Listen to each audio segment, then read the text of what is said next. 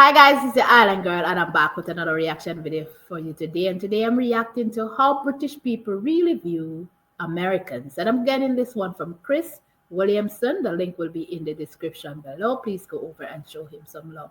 All right, so if you're new here, welcome. Thank you for clicking on this video. Don't forget to hit the like and hit the subscribe so you don't miss out whenever time I upload a video. To all my regular schmeglers, day one, pseudopies, pseudopoos, come on in, rap back.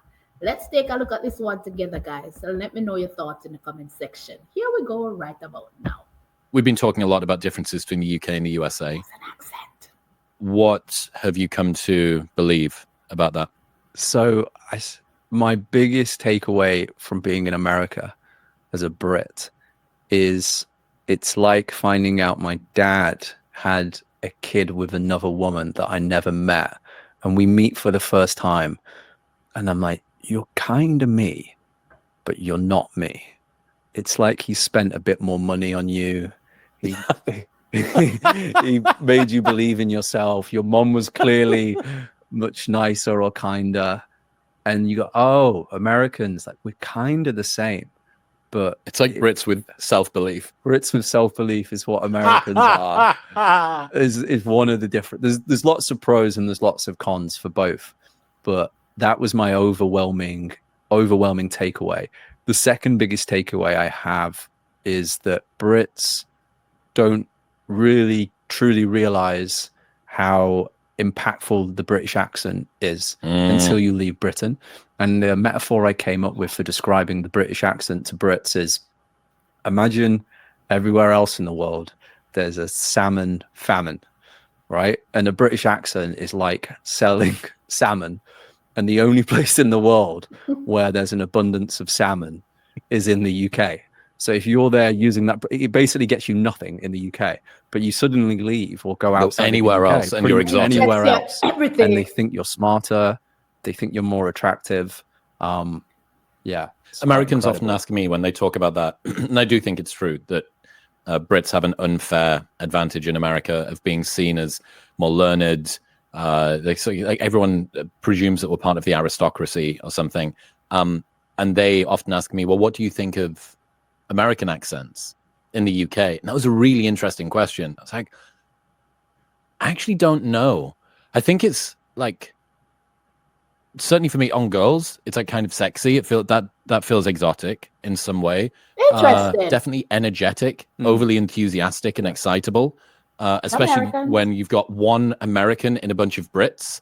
When you're the Brit in a bunch of Americans, oh, well, you know, everyone's just sort of excitable and first line cocaine energy.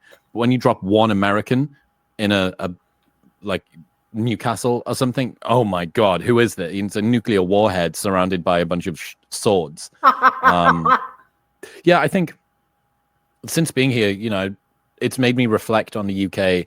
I hate being disparaging about the UK. Like, it's the country that gave me and you our start. We both went to university there. We both had our first jobs there. We both built businesses there. I think we're both in one form or another still registered. You'll be on Company's House in some vestigial old fucking thing. And I really wish that I didn't sort of talk badly about it, but you sent me a tweet last week and I've been watching Bald and Bankrupt. Awesome YouTube channel. I invited him on the show. He replied. He said he'd love to, but he's actually trying to actively wind down his public exposure. So he said he keeps getting asked for too many selfie photos in Tesco. And he does strike me as the kind of man that probably doesn't want to be overexposed. You know, he was doing, for the people that don't know, this guy who does kind of like dark tourism stuff. He got trafficked across the border into Mexico. He was detained in a Russian jail for a while. And then he decided he was going to take on the final boss of dangerous places, which was seaside towns of the UK. And he just travels around sort of looking at all of these bad places. And you sent me that tweet last week, which I think nails it, which is the UK has the 6th largest economy in the world, but people are confused. The UK doesn't have the 6th largest economy in the world. London has the 6th largest economy in the world. It just has a really poor country attached to a very rich city. Oh. And then there was another one, which was... So when he touched on, when it comes on to your guys' accent, British accent, if you guys has been with me for a long time, you guys know exactly how I feel. The moment these two gentlemen open their mouth, Jesus, it feels so good. It sounds so good. I get a natural high, literally, from listening to you guys speak. It's just something about it.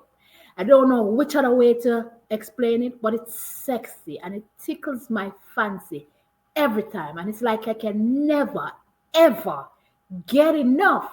It doesn't matter if it's a male or a female speaking, I'm just fascinated. And it doesn't matter what is coming out of your guys' mouth. Once someone from the UK opens their mouth, and it doesn't matter if they're speaking whatever dialect or whatever slang, or it doesn't matter where the accent is from. You can strip me off. Strip me off. And it is crazy that he said that when you guys go out of Britain and go somewhere else, you guys are looked upon a certain way because of your accent. And it's just true. And it's same as I always hear about Americans. When they leave here and go somewhere else, they stand out. They stick out like a sore thumb, both with their accent and with their who they are as a person. They stick out like a sore thumb. So I get what they're saying right there. So let's continue. Let's yeah. US universities. So I think in the top 10 universities in the world, the UK has 3 and the US has 3. Yet the US outputs 5 times, those US universities output 5 times the number of entrepreneurs that those UK universities do. So in theory, these people are as intelligent as one another across that. I think it's Oxford, Cambridge, and another university. King's, maybe Durham. Maybe, yeah. And what's interesting when you go across global university rankings and outputs of entrepreneurs in the study that was shared, the UK university, which was Oxford, so that's the number 1 for entrepreneurial output, was 50th across the whole world. Despite the fact we rank so high in education, yet actually transforming that into entrepreneurship doesn't seem to happen. And I wonder again whether that's the self-belief thing. You also see this weirdly, and I could be mistaken here. I have this bias that I think Brits are fundamentally more funnier than Americans. However, way more great stand-up comedians that are American than British. Like we have Ricky Gervais, we have Jimmy Carr, and then in terms of global appeal outside of that, there's not a huge amount more. And my theory behind that is, so why do you have the funniest people, yet not the biggest stand-up comedians out of those names there? And I think the same crabs in a bucket mentality that makes people so funny, because we can shoot people down and shoot ourselves down, is the same thing that makes it absurd as a concept to go and get on stage and say, I want to be a funny person. Like that in the UK. So I think the funniest guy in the world right now is probably in a Greg's in Wigan, or he is in a pub in Portsmouth. And because of that crabs in a bucket mentality, Americans are way more likely to get on stage and go, I want to be a funny person, because that's part of the American DNA. Meanwhile, the Brits, who I think are actually funnier, don't end up doing as much stand-up entrepreneurial as well as spirit. Entrepreneurial, yeah. But even within that sort of self-belief, it's one and the same. I think it's agency, it's the preparedness to go against the grain, and this. We're going to talk about subprime audiences later on, but this audience is like, I would say like it's full of like A's and double A's of people, especially the ones from the UK. And I think the reason that this resonates, I'm not saying it to disparage the UK, I don't think either of us are, but to kind of reassure the people for whom they feel a little bit like square peg in a round country that sat in the UK, some normal town, you're in fucking Wakefield or Carlisle or Middlesbrough, Rochdale, wherever you are. And you think, God, this is the sort of conversations I really love to have. These is the kind of thoughts that I think about, and I really want to have big dreams for myself. And then I just really struggle to resonate with the people around me. I really, really fail to do that. And I think I wish that I'd had, when I was younger, more reassurance that I wasn't the problem. There's no value judgment. People that have big dreams, people that don't have big dreams, but there's nothing inherently wrong with you having those dreams. And there's no reason that you should be castigated or have the piss taken out of you because you want to do something different, because you don't intend being born, living, working, and dying within the same 20-mile radius of where your parents grew up. Yes. But even at a... Wow.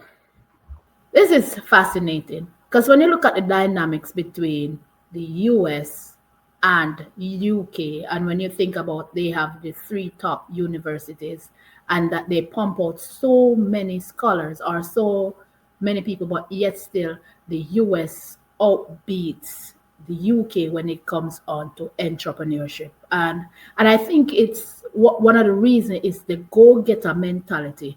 And when he gave that scenario as pertaining to how Brits are funny, which I really and truly believe that you guys are hilarious, and but yet still in America, they you can pinpoint this. This is what when he said it got me, and it got me thinking, and I'm like, he's right. You can pinpoint how many amazingly funny British comedians they are, but they're still not on the world stage as Americans who are not as funny, but they are on the world stage and have, well, majority of their communion, my bad guys, majority of their comedians are on the world stage, are well known. It really prompts you to look at the go-getter mentality of Americans compared to those in the UK. Because when you stop and listen to what they're saying, if you really look at what they're saying, it makes sense. This is a very interesting video because I've never seen it that way before. Walking around level, you see this. So if you walk around America, there's flags everywhere. Mm-hmm. There's kind of pride in the nation. Mm-hmm. If you walk around the UK and you see a flag, you go, oh, fuck. EDL member. There might be a Nazi, which is crazy. Unless there's a football tournament, then everybody does it. That's the weird paradox of the UK. Yeah. So it's even at that level, you see this kind of pride at the nation level. And at the UK, it's almost like this weird autoimmune condition. Do you have any idea why the British football team uses 3 lions rather than the St. George's Cross? Don't know. Isn't that interesting? Because I don't think Scotland does, and I don't think Ireland does, and I don't think Wales do. And I can't think of any other team. Actually, the England cricket guys will do the same thing. There must be a reason. Someone will be correcting me in the comments as we speak.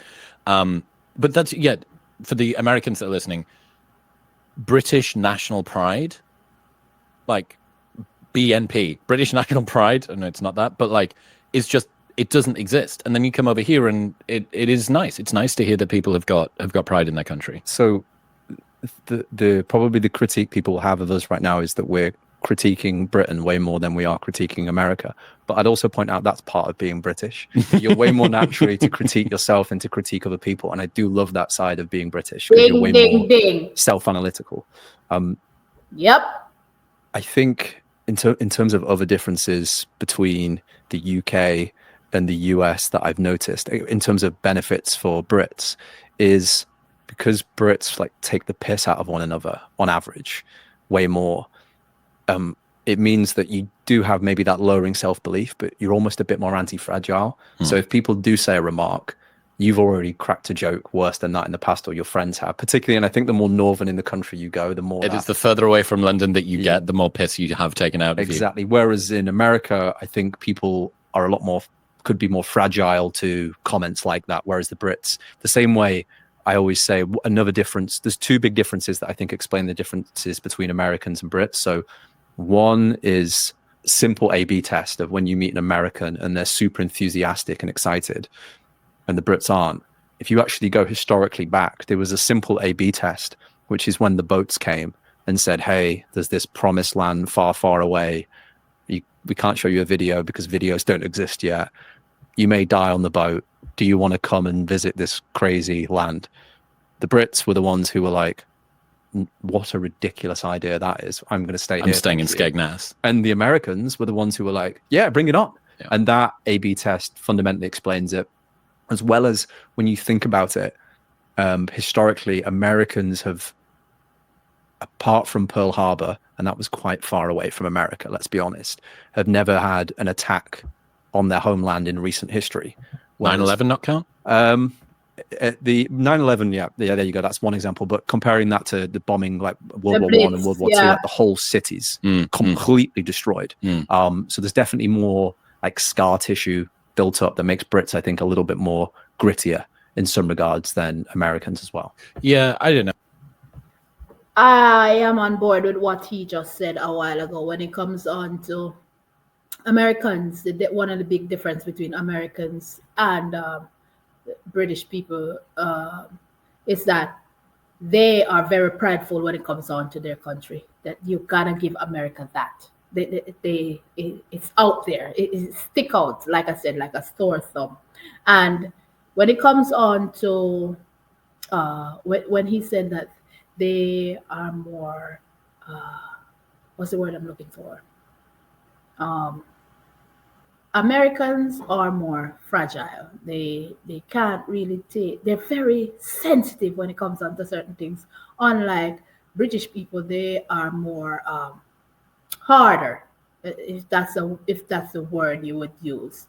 They're not affected by certain things or certain things that are said to them. They have a tougher exterior. They'll take on certain things based on the way that their culture is. So it's understandable that when you look at it, there's some jarring differences between the two. And as he said, when it comes on to the pride of the country and in America compared to the pride of the country in the UK. So, and I was shocked earlier when he said that London is where the money is, but the rest of the surrounding country is poor.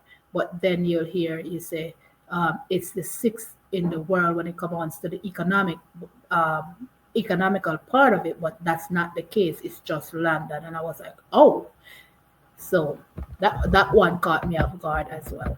No, man. I'm pessimistic. Yeah, I can tell. It's for certain people. I had this discussion with Piers Morgan. Piers was like, I like people bringing me back down to earth. I like the mockery and stuff. I'm like, Piers, that's great for you. It doesn't seem to work too well for me. Like my desperate requirement for validation and reassurance from the world, like wasn't being very satiated in Stockton, right, or Newcastle. And then you come over here. One of the best things, and this is something that anybody anywhere on the planet should do, and this is one of the coolest life hacks I've taken since being in America. And you've seen me do it to you, and you've like toe curled at a bunch of parties, which is when in America, at least in my group of friends, you are the new person in a group. Your friend that knows you and knows the group will introduce you and tends to do it in the best 30-second show reel of you that anybody could give. You know, he's got this amazing marketing agency. He's a phenomenal writer, and he's pivoting. He's kind of champagne homeless at the moment. He does all of these things. And like, that's a really lovely gesture. It's your friend. It's an opportunity for them to do something nice for you. It gives you the best impression on the group, and it reminds you about what your friend kind of says about you behind your back when you're not there. And it's like, it inflates you a little bit and makes you feel good and warm and stuff. What would the equivalent be if you were a British friend being introduced to British friends by a British friend? It would be your worst ever story. Correct. But certainly the northern. Again, this is the This northern is thing. this is George shit himself last week. Like, you know what I mean? Still has wet dreams. Yeah. Like, you know. Yeah, it is interesting. Like the introduction side, how we introduce one another. I've definitely found Americans are much better at selling themselves immediately, whereas I think Brits often downplay themselves immediately. There's a big difference there in terms of like ever so slight cultural differences. One of the reasons why I think America has been so successful so far, and one thing Britain could improve upon is if you look at human beings. Before he goes further, I find that to be very true, and I've heard it and I've seen it for myself by just watching other videos and hearing how people talk. Americans definitely sell themselves to another extent, and they can sell themselves very well. While, as he said, that Brits don't play themselves. You can see that it's the total opposite between the two countries. But what a lot of people fail to understand when it comes on to American, from a get-go stage, from the early stage, you learn public speaking, you learn how to build up yourself, you learn how to sell yourself. That's how America is. That's how America is built. From the littlest of tots, they have learned how to sell themselves to the general public for to be acceptable. So, but then when I look at it, when you look at the UK, that's not how they are as people. They rather don't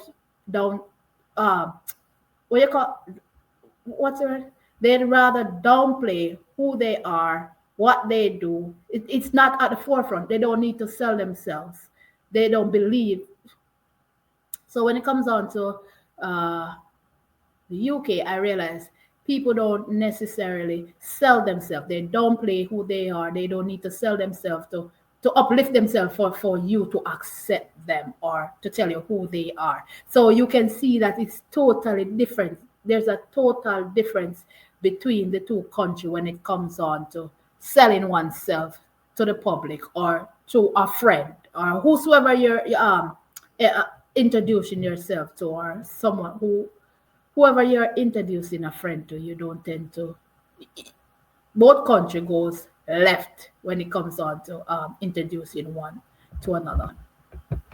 I think what makes human beings, if you put one human being in a jungle, it's that classic phrase that you put one human being in a jungle, and you've just introduced prey into the environment. But if you put 1,000 human beings into the jungle, you've just introduced a apex predator of which the world's never seen before. So the only thing that really makes us special, if you look at us, we don't hear that well compared to other animals. We're not that fast. We're not that strong. We're pretty shit across the board. But our ability to cooperate is what makes us unique. It's the classic Steve Jobs thing of, if you looked at, I think it's energy efficiency in movement, humans are so far down the rankings. Like, there's so many animals ahead of us in terms of, to do a mile, how much energy they need to burn. But if you look at a human being on a bicycle, human beings have just blown through the charts. And he has this great quote, which is, the computer is the bicycle of the mind.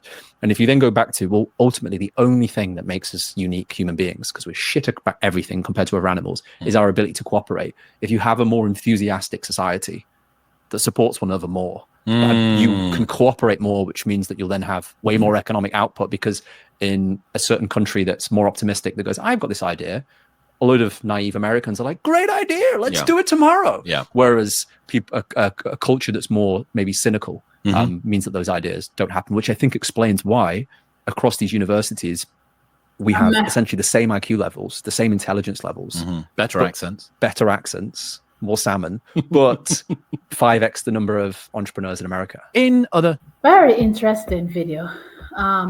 Like he said, when you explain the differences between the two, America is more on the enthusiastic side. You know, the way that they see stuff, it's like, it's not a damper. They're willing to try and do everything in order to make it, and that's why he say you have two top-notch universities pushing out the same amount of intelligent people, but yet at the same time, America has more entrepreneurs than the UK does, because of the fact that the American mentality is like, okay, let's do this. Okay, I can do this. Or if something is put forward to them, they're like, okay, let's get on it. Whereas in the UK society, when it comes down to certain things, they're like, okay, they're overanalyze. They say, maybe you do, or maybe you won't work. That's what I'm getting from this video.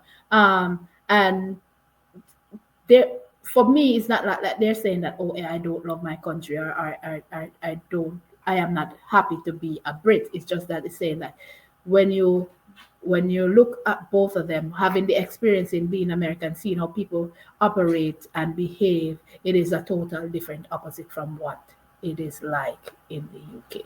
That's my 2 cents. Great video, I might add. Love their point of view. I got my boost level from listening to these two gentlemen's voice. Oh, just the way that they sound in my ears. Oh, Jesus. It's your Adam girl and I'm running out of here. Let me know your thoughts. Let me know if you agree with them or not in the comment section. I'll be looking forward to hear what you guys have to say. Be good, be kind, be safe out there. Love each other. Put a smile on your face. You never know what that smile will do for someone else. Love you guys, and I'll definitely catch you guys in another video. Bye.